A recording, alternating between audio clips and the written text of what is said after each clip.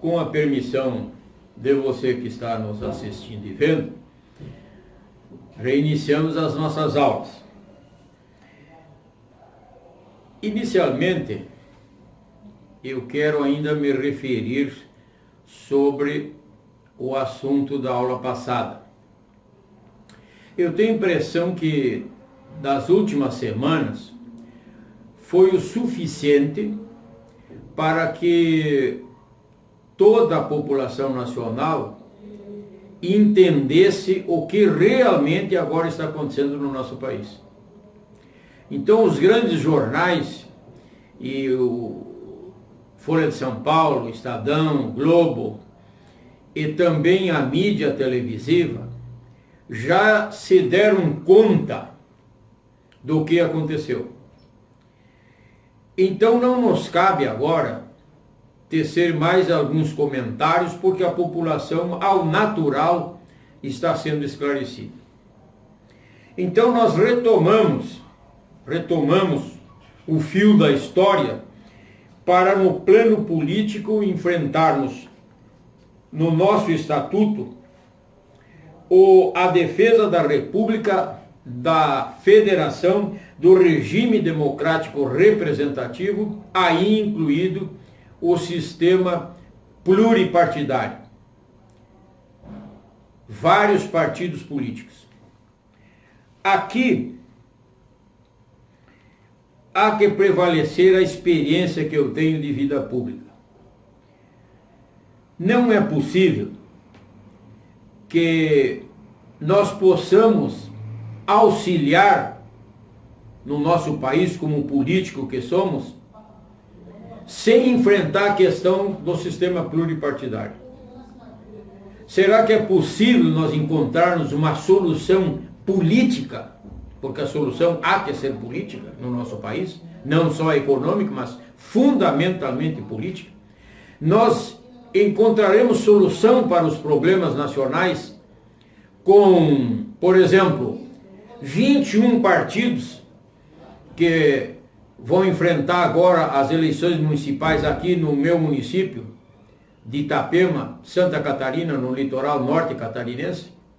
Os 28 partidos com assento na Câmara dos Deputados, os quase 40 partidos políticos com inscrição no Superior Tribunal Eleitoral, como se o nosso país tivesse abrigo para 40 filosofias, 40 doutrinas, 40 propostas filosóficas? É claro que não. Então, repito, nós como políticos temos a obrigação, o dever de iniciarmos essa luta a nível nacional com uma proposta de modificação na lei e reduzir esse número de partidos políticos, que no mais das vezes pagam uma fortuna por um segundo na televisão ou nos espaços da mídia em geral. Então vamos rapidamente aos fatos históricos dos quais eu sou testemunha e partícipe. Por exemplo, essa lei aqui, a Lei 6767 de dezembro de 1979, que menciona a Lei Orgânica dos Partidos Políticos. Eu fiz parte da comissão que construiu essa lei aqui. No artigo 16, lá naquela época, diz o seguinte: não terá direito à representação no Senado e na Câmara e nas Assembleias o partido que não obtiver o apoio em, no mínimo, 5% a nível nacional do eleitorado, correspondente à Câmara dos Deputados, e em 3% em 9 estados, no mínimo 9 estados. Então, 5% nacional, em 9 estados, 3%. Isso nós chamamos de a cláusula de barreira. 1979, cláusula de barreira. É essa lei aqui que acabou aqui, no seu artigo 2º, ficam extintos os partidos criados como organização com base no ato complementar número 4 de 1965. Em 1965, nós sabemos, foram extintos os partidos anteriores à Revolução de 64, PSD, PTB, UDN, PDC, a Democracia Cristã, e para dar lugar à Arena, que defendia os interesses dos revolucionários, dos militares, e o MDB, a oposição consentida, da qual eu fiz parte como deputado federal por 8 anos, representando o estado do Rio Grande do Sul. Então eu ajudei a construir isso aqui. O chefe dessa comissão que construiu essa lei aqui em 1979 foi o deputado federal Lidovinho Fanton, meu colega também da bancada do Rio Grande do Sul. Muito bem, aqui estão as bases da cláusula de barreira, que nós incluímos em 79 para evitar exatamente o número excessivo de partidos políticos. Em 1995 houve uma pequena alteração nisso aqui. Continuava os 5% de votos válidos na proporcional, mas 2% e no mínimo 1/3 dos estados. Acontece que em 2006 o Superior Tribunal Eleitoral julgou inconstitucional essa cláusula de barreira e atendeu o pedido de alguns partidos políticos daquela época, inclusive o meu, entendendo que isso prejudicava o direito das minorias serem representadas no Congresso Nacional.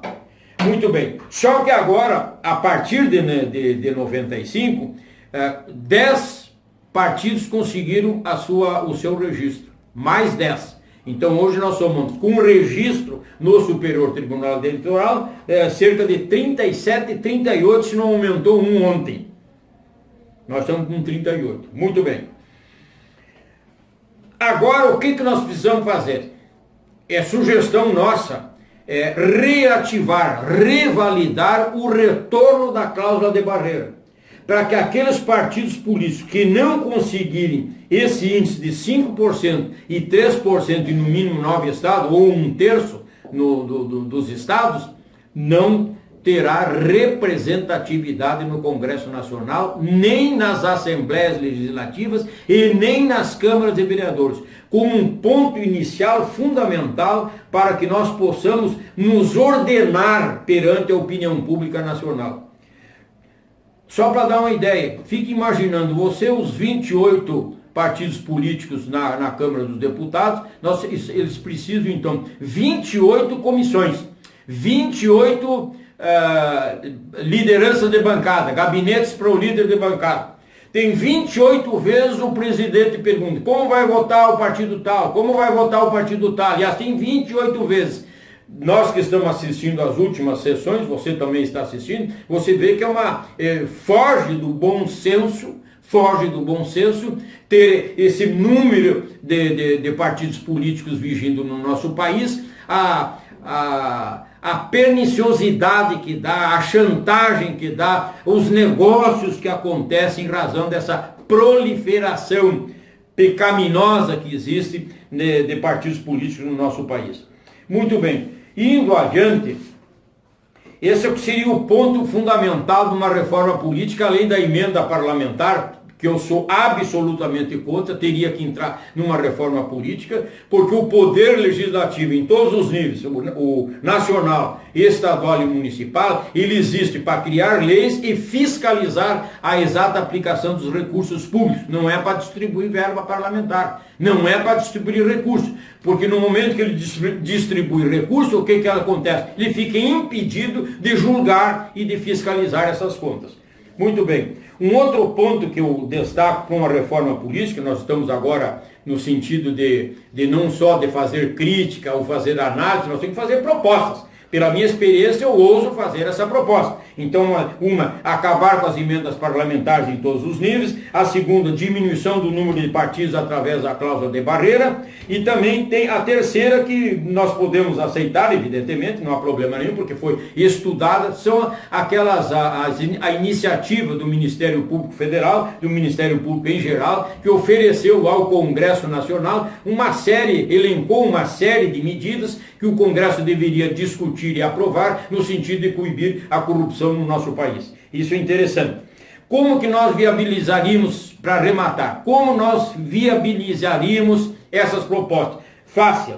Vamos aqui no outro texto, que é da Constituição, no artigo 61, se não me engano.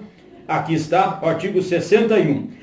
A iniciativa de leis complementares cabe também aos cidadãos. Então, cerca, se não me engano, 1.300.000, 1.400.000 seriam as assinaturas de uma proposta de lei complementar, no sentido de, a partir da população, a partir da comunidade organizada, nós entregarmos esse material à Câmara dos Deputados, que segundo a lei é o presidente da Câmara que vai ordenar isso aí, e os deputados e os senadores irão discutir e aprovar essa matéria urgente. Porque se nós aguardarmos com esse Congresso que aí está, envolvido em várias situações de judiciais pendentes, evidentemente que lá do Congresso não vai sair a reforma política. Então nós da população é que temos que fazer isso.